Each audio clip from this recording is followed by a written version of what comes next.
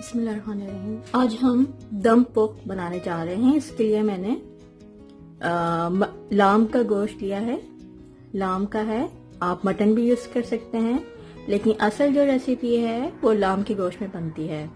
मैंने लाम का गोश्त लिया है। अगर आपको नहीं मिल रहा है तो आप मटन का गोश्त ले सकते हैं, रान का, तो लजीज बनेगा।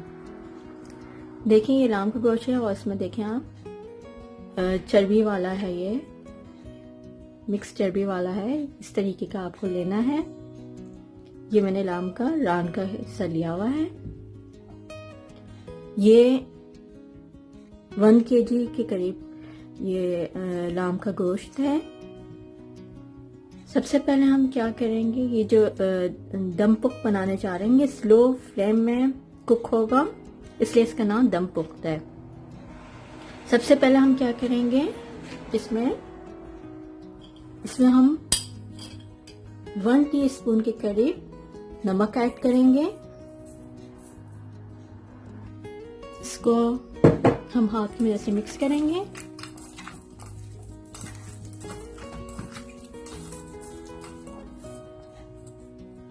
इसके बाद ये फ्रेश लेमन जूस है। ये 1 अदद मैंने लेमन लिया था, फ्रेश जूस निकाला है। आपको ये 1 अदद मैंने लेमन का जूस लिया है, फ्रेश जूस है ये मैं ऐड कर रही हूँ इसमें। इसको फिर हम हाथ की मदद से ऐड करेंगे।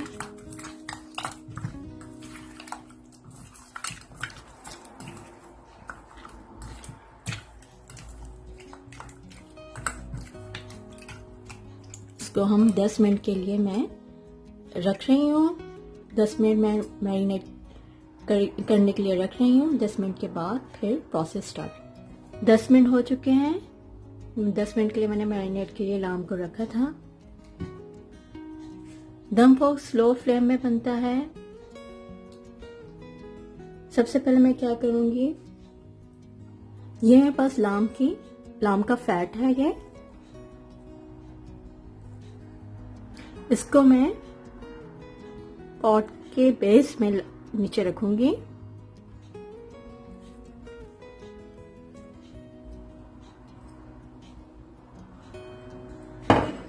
फैट को, उसके बाद ये छोटे साइज के आलू हैं।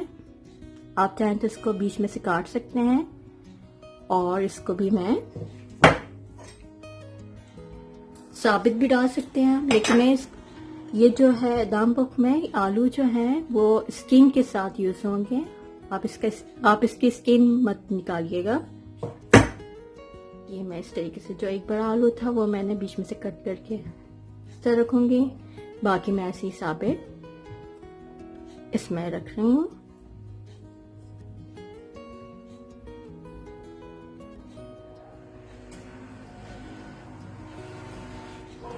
ये बहुत ही इजी रेसिपी है, आप ज़रूर इसे ट्राई करिएगा। ये 6-7 आलू थे दरमियानी साइज के, वो मैंने स्किन के साथ इसको नीचे डाला है। उसके बाद ये अनियन है, प्याज है, ये भी 5 अदद हैं छोटे साइज के, ये भी मैं ऐसे साबित नीचे रख रही हूँ।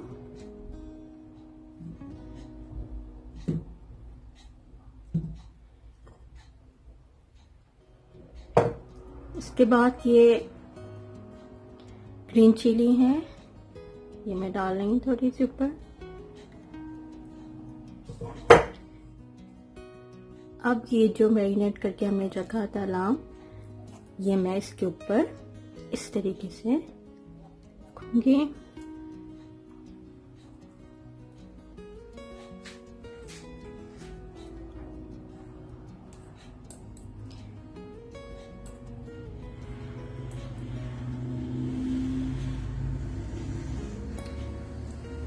देखिए फैट वाला है ये गोश्त, बहुत ही लजीज बनेगा ये।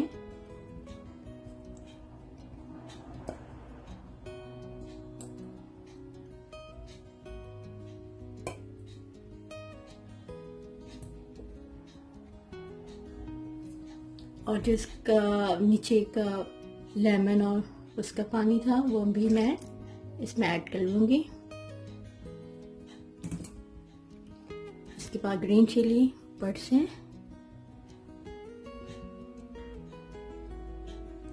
और ये लहसुन है, मैंने इसको हाफ बीच में से इस तरीके से कट कर दिया है, और ये मैं सेंटर में इस तरीके से, ताकि इसका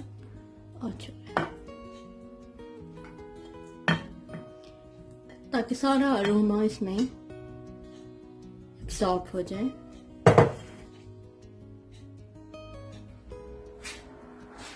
अब मैं क्या करूंगी, फ्लेम जो है इसमें ऑयल नहीं यूज होगा, इसलिए मैंने फैट यूज किया है। मेरे पास 2 रेसिपी हैं, मैं दोनों आपके साथ शेयर करूंगी। ये फर्स्ट रेसिपी है जो कि बिल्कुल ओरिजिनल रेसिपी है, इसमें ऑयल नहीं यूज होता है। सेकंड रेसिपी जो मैं आपको बताऊंगी वो भी आप जरूर ट्राई करिएगा। ये फर्स्ट रेसिपी है, इसमें ऑयल यूज नहीं होगा, इसलिए मैंने लाम का फैट यूज की है। अब मैं क्या करूंगी, फ्लेम मैं ऑन कर दूंगी, हाई फ्लेम कर दूंगी इसका, और इस दौरान मैं फ्लेम मैंने हाई कर दिया है।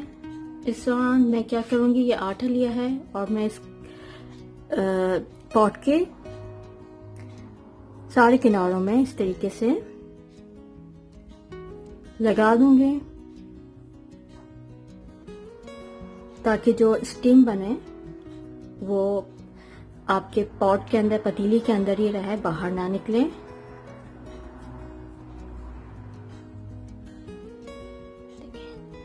इस तरीके से मैंने आटे को लेकर इसके सारे किनारों पे मैंने इस तरीके से लगा दिया है। मैंने पॉट का जो है फ्लेम हाई रखा है। जैसे ही इसमें 5 मिनट के लिए मैं इसका फ्लेम हाई रख रही हूँ, अभी 2 मिनट हुए हैं।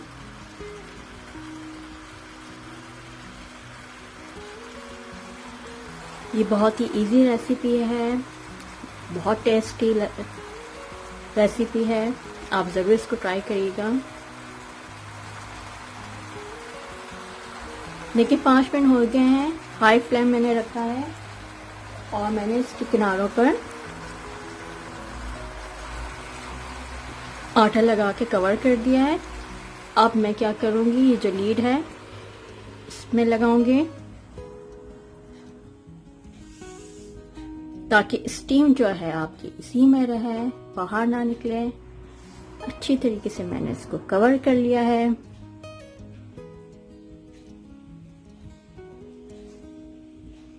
स्टीम इसी में रहेगी।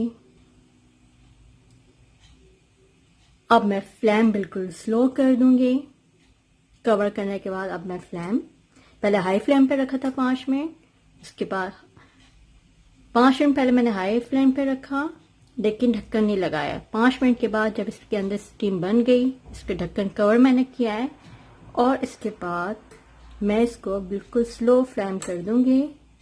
स्लो फ्लेम में इसको मैं 1.5 से 2 घंटे कुक करूंगी, और उसके बाद हम इसको सर्व करेंगे। 2 घंटे के लिए मैं स्लो फ्लेम में इसको कुक कर रही हूँ। देखिए 1 घंटा 45 मिनट्स हो गए, मैंने इसको चूल्हे से उतार दिया है। अब मैं इसको खोलने जा रही हूँ। छुरी की मदद से मैं इसको साइड से जो मैंने सील किया था आटे से, इससे मैं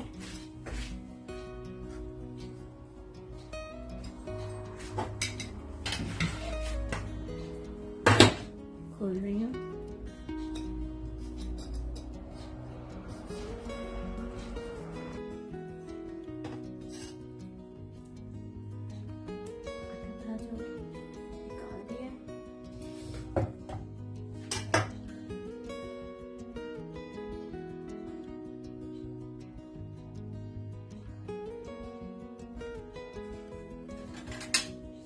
बहुत ही अच्छा लग रहा है।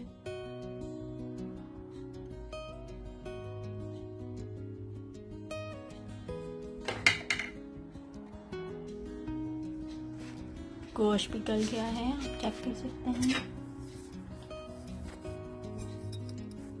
गोश्त गल चुका है और गोश्त भी बिल्कुल नरम